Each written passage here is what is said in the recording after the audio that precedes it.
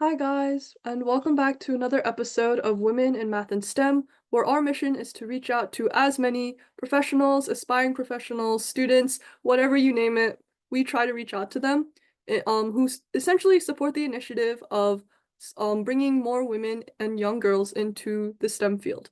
So, with that being said, as always, feel free to open up the description or transcript to better follow along, and I hope you enjoyed this episode.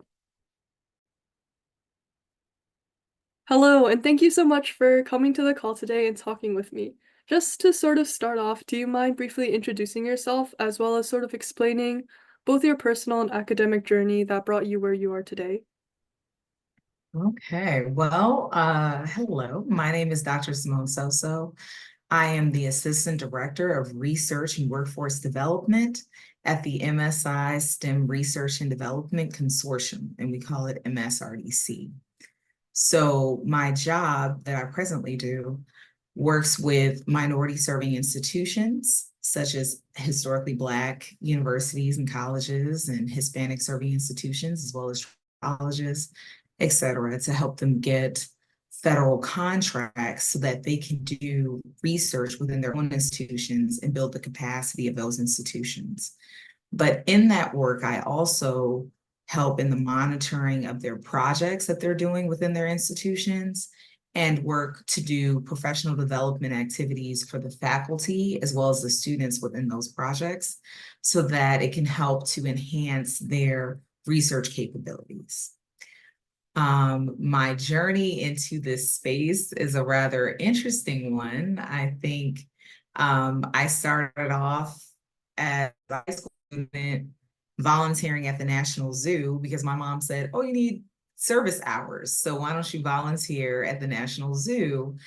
And in doing that, I learned a lot about people doing research within the National Zoo and how they were finding out what was killing zoo animals and things of that nature and breeding. And I thought, oh, this is really interesting. Like, I think I want to be a zoo pathologist.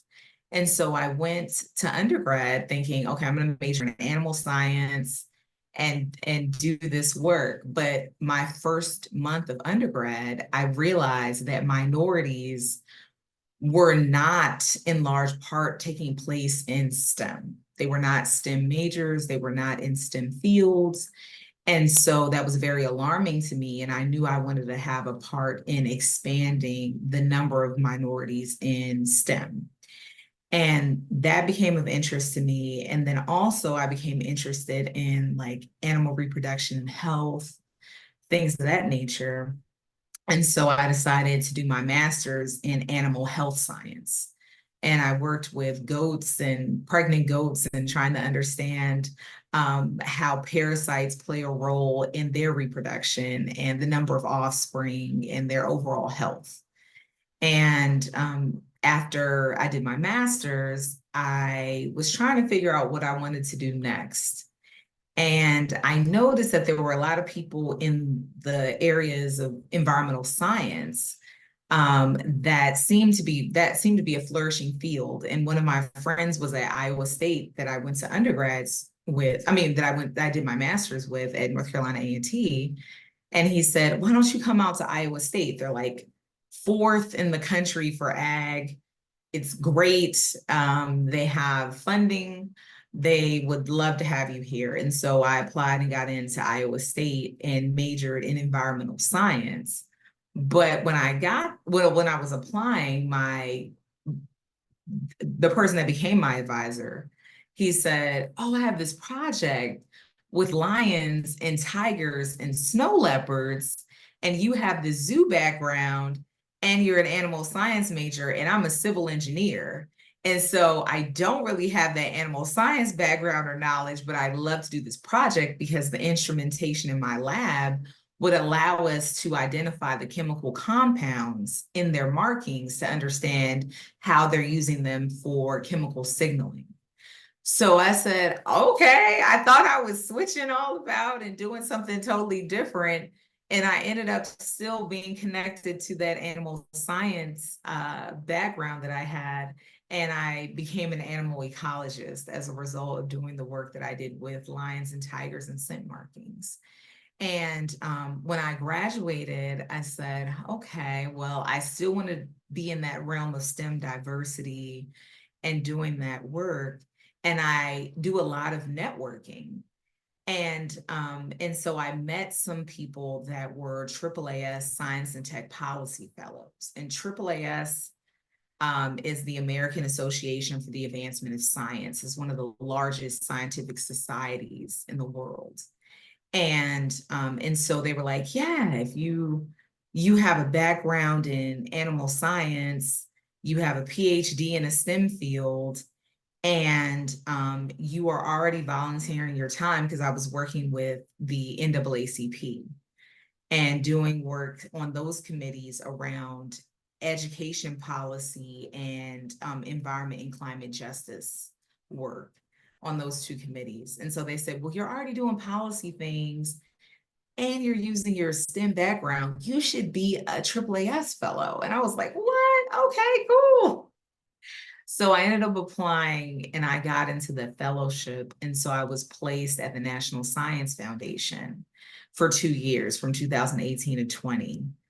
And in that role, I got to work with the NSF Advance program.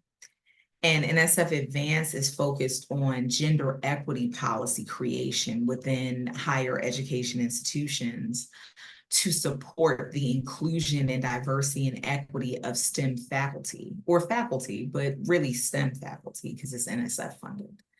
And so in that work, I got to learn a lot about how it can be very difficult for women faculty to be included at a variety of levels, as well as faculty of color. So you learn how some of these practices that institutions do, such as having speakers at 6 o'clock at night, when you have a lot of female faculty that have to do a lot of the caretaking for children. So they have to make sure they're out of the institution by 5 o'clock to pick up their kids in time, so they're not charged a late fee, so they aren't able to partake in those evening seminars. So making sure that they have seminars during the day, offering daycare for faculty that want to go to conferences. Are you thinking about, okay, well, maybe this woman faculty member can't participate at this conference because they have nowhere to send their children? Thinking about those kind of policies when you are supporting the faculty on an equal playing field. How are you coming up with your qualifications for the selection of your faculty? And are you excluding diverse candidates because you're saying, okay, we only want candidates from an Ivy League institution with XYZ on their resume from this particular background with a publication in Nature only, instead of saying, okay, well, there are scientists in a variety of backgrounds that have different types of publications, because maybe the institutions that they're coming from don't focus on publishing in particular types of publications. But it doesn't mean that they're not capable. And it doesn't mean that you should not select them. So thinking of things like that when you're these equitable systems and these inclusive workplaces. And after you hire these faculty, what are you doing to be inclusive and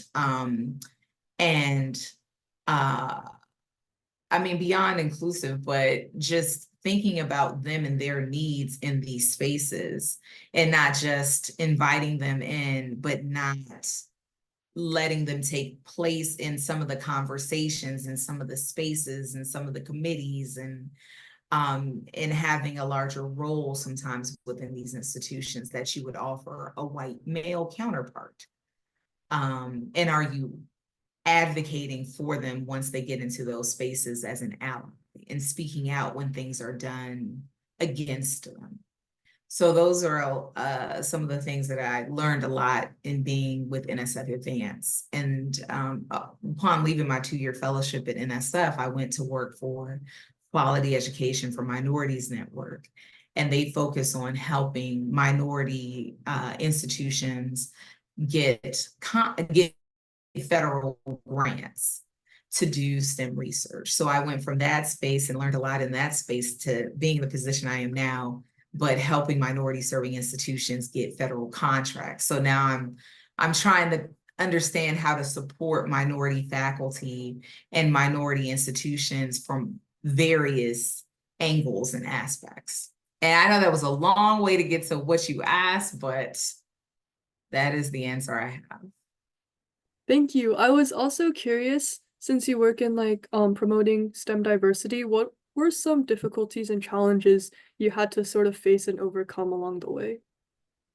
Oh, yeah. I think in working with some of the institutions that I presently work with, you learn that um, they are not very familiar with how contracts are run within federal spaces.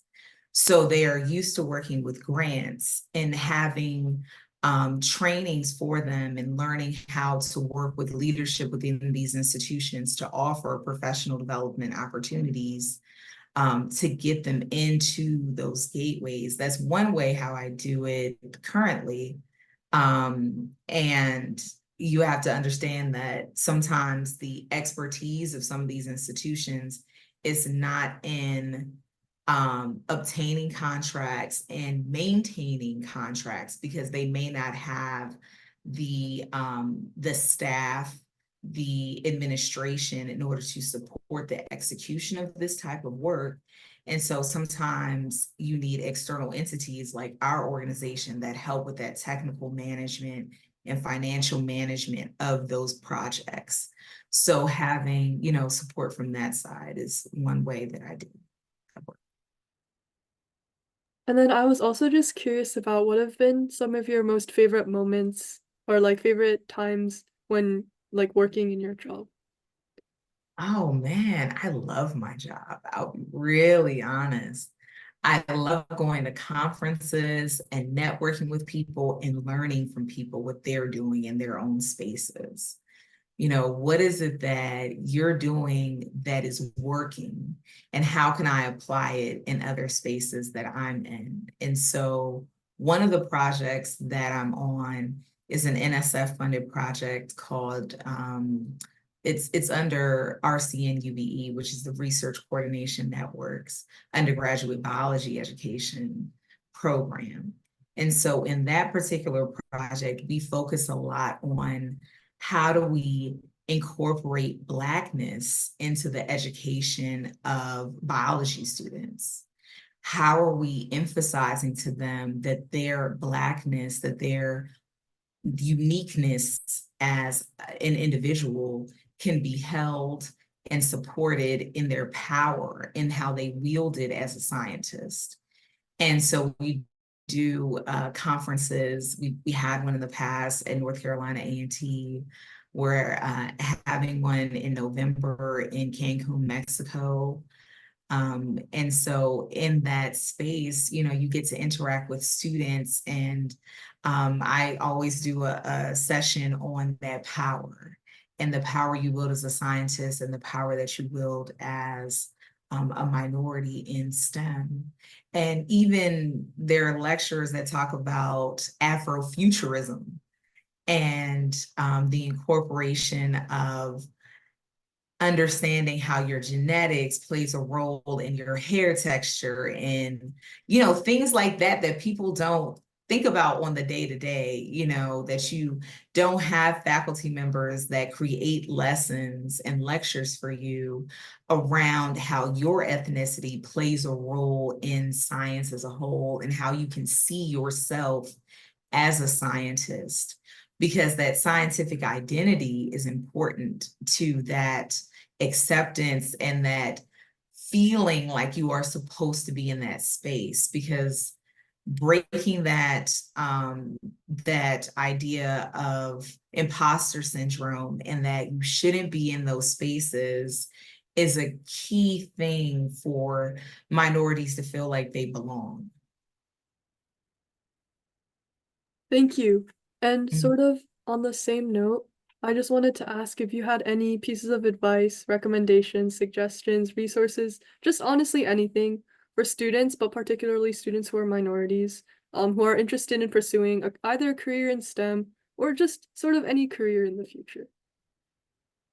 Yeah, I feel like there are places where they can seek guidance. If you join organizations on your campuses, they are a wealth of knowledge for you. Like if you're an engineering major and you want to join National Society of Black Engineers, that's one place.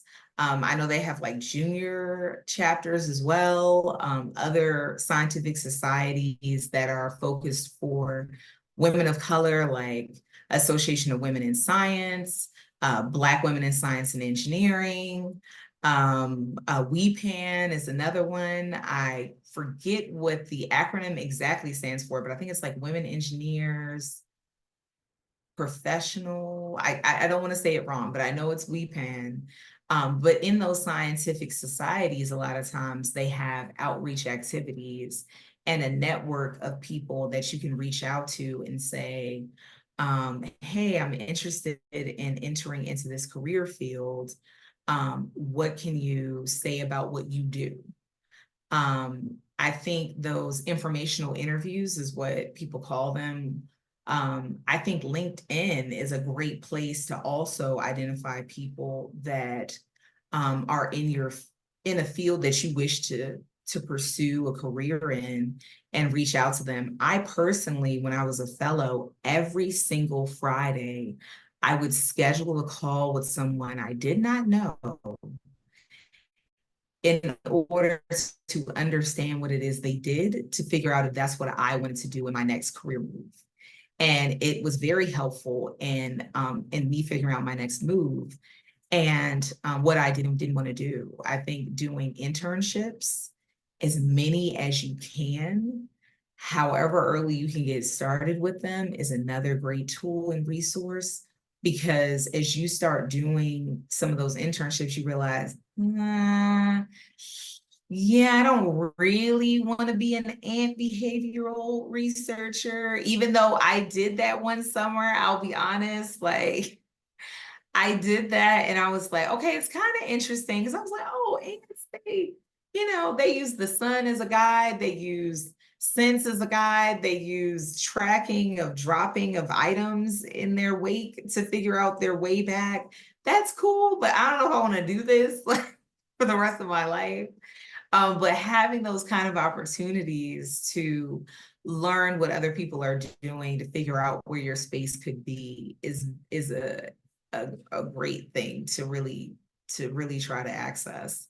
And I'm always accessible to people on LinkedIn. If anyone ever reaches out to me, I can provide specific, resources, institutional guides.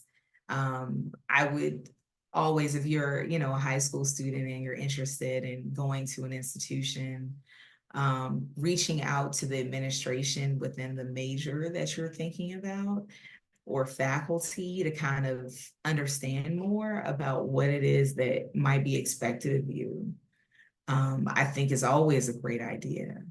And joining organizations on at your high school. If there's a chapter for National Honor Society or different things like that that you might have on board where you can interact with professionals. I think that'd be a good idea. Okay, thank you so much for coming to the call today and talking with me. It was absolutely phenomenal. Thank you. You're welcome. Thank you for inviting me.